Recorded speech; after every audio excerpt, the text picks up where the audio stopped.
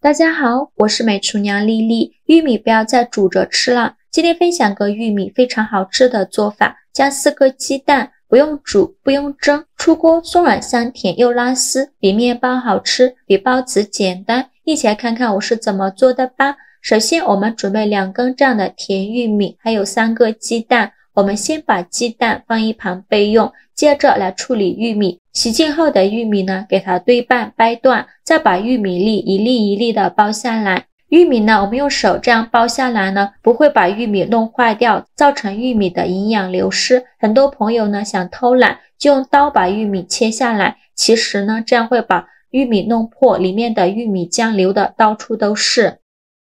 2个玉米呢，剥了小半碗。在豆上的清水没过玉米，再把玉米清洗一下，简单的抓洗几遍就可以。洗净后控水捞出，放另外一个碗中。再准备4个鸡蛋，把它倒玉米的碗中。鸡蛋多放一些呢，蛋香味浓郁，会更加营养好吃。鸡蛋打好后，用筷子搅拌均匀，让每一粒玉米都能裹上一层鸡蛋液。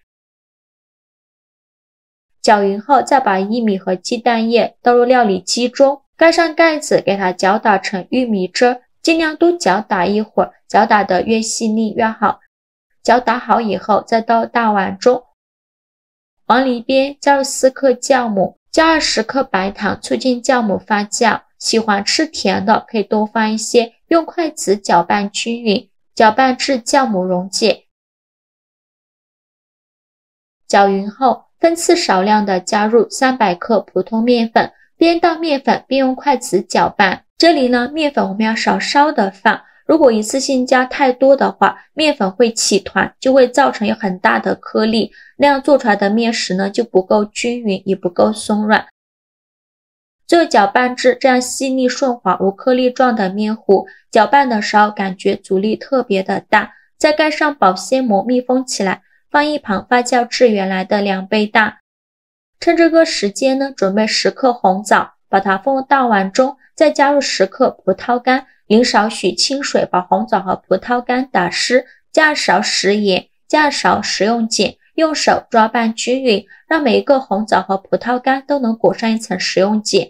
因为红枣和葡萄干表面都有很多的褶皱，里面会藏着许多的灰尘和杂质，直接用清水洗呢还洗不干净。这里加食用碱呢，食用碱有很强的去污能力，能把红枣清洗得更加干净。抓拌2分钟左右，看一下里面的水已经变浑浊了许多。再倒上的清水，再把红枣和葡萄干好好的清洗一下，把表面的食用碱清洗掉。清洗一遍之后，控水捞出，再放入另外一盆清水中，给它多清洗几遍，直到把清洗的水变得清澈为止。洗净后控水捞出，放到案板上，再用剪刀把红枣剪成小块，把枣核去掉。红枣处理好以后，再和葡萄干一起剁碎，尽量多剁一会儿，给它剁得碎一些。最后剁成这样的颗粒感就可以。再把它放入盘中。现在我们的面糊也发酵的差不多了，我们打开保鲜膜看一下体积已经变大了许多，里面呈蜂窝状，再用筷子搅拌搅拌，排出里面的气孔，顺着一个方向搅拌，尽量多搅拌一会儿。里面的气孔排干净以后，再把红枣和葡萄干放进来，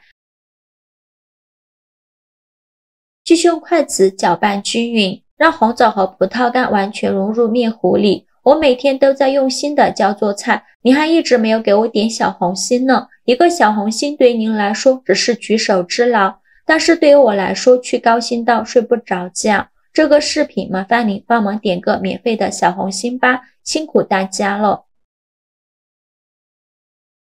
搅匀后先放一旁备用。电饼铛先不用开火，倒少许食用油，用刷子刷均匀，底部和锅盖都给它刷上食用油，防止粘连。刷好油以后，再把面糊倒入锅中，全部倒进来，用铲子给它铺平铺均匀，给它摊成一个鸡蛋饼的形状。这里呢，我们一定不用开火，如果开火的话，底部很容易烙糊，而且上面呢，我们还没有整理好，这样做出来就是两面都是糊的，中间还是生的。摊平摊均匀以后，再盖上盖子，用上下火焖2分钟，把饼焖至定型。2分钟后，我们打开盖子看看，现在的饼已经定型了，表面金黄金黄的。再利用一个大一点的盘子帮助它翻一面。现在呢，可以先关一下火，在表面淋2勺番茄酱，这样吃着酸酸甜甜的，孩子更爱吃。用刷子刷均匀，整个表面都给它刷上一层番茄酱。番茄酱刷好后，再撒一些芝士碎，这样呢有浓郁的奶香味儿，孩子更爱吃。芝士碎我们可以多放一些，这样拉丝效果会更好。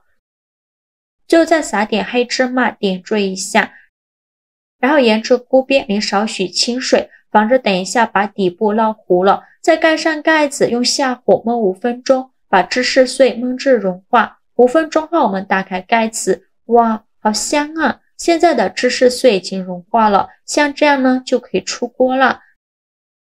再把它取出来放到案板上，为了方便食用，给它切成小块，想怎么切就怎么切。我呢给它切成3角块，切的时候都能感觉到底部金黄酥脆，上层咸香拉丝。切好之后装入盘中就可以美美的享用了。像这样非常好吃的玉米面发面饼就做好了，浓浓的玉米清香味，表面有香味浓郁的芝士碎，底部金黄酥脆，吃着松软香甜又拉丝，加了红枣和葡萄干，还有酸酸甜甜的口感，而且非常的松软，用手按压能迅速回弹，咬上一口，玉米的清香味扑鼻而来，有点像吃玉米粑粑的感觉，而且是用酵母发酵的，好吃又容易消化。玉米这样做孩子最爱吃了，几乎每顿都点名要吃，做法也是非常的简单，喜欢的朋友就赶快收藏起来试试吧。好啦，今天视频就分享到这里了，我每天都在用心的教做菜，这个视频麻烦您帮忙点个免费的小红心吧，辛苦大家了，我们下个视频见，拜拜。